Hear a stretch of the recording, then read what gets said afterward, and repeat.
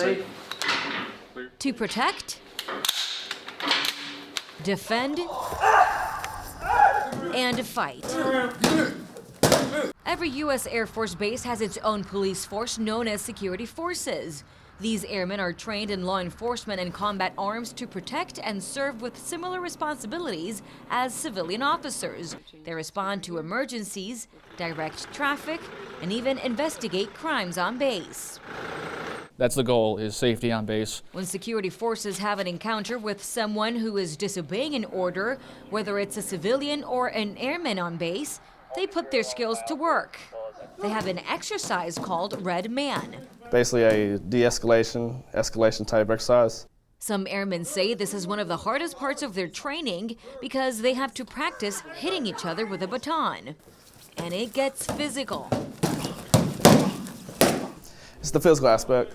We actually hit them. If they don't have their hand up, we hit them. We tell them, hey, this is what we tell you to do. Have the baton up, hand up to cover your face so you won't get knocked out. So it's very physical. And then there are real-life scenarios they play out using giant screens. Technology plays a very important role when it comes to their training.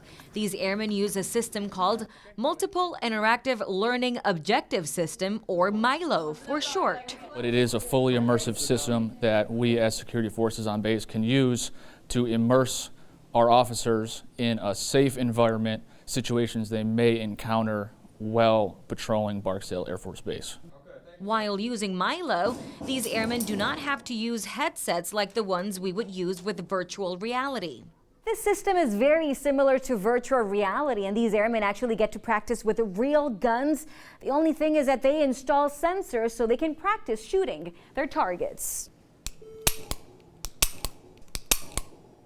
They practice for hours and play different scenarios every single time.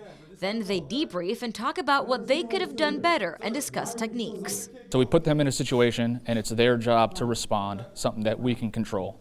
100% of it is controllable, but it gives that muscle memory and that familiarization on their part for when they do experience something like that when they're in the field. They have different protocols and ways to approach every situation. Although they do carry loaded guns, using deadly force would be their last resort. Instead, they would use a taser gun to try and detain someone who is disobeying an order. Really want to get them the upper back and the lower leg to kind of split the belt line, get the full body tense and get them under control. That way you can control the suspect. Security forces then demonstrated how they deploy a taser gun.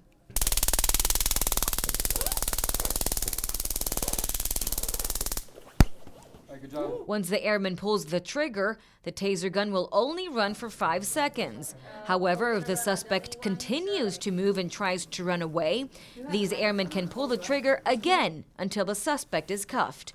So what does it feel to get tased?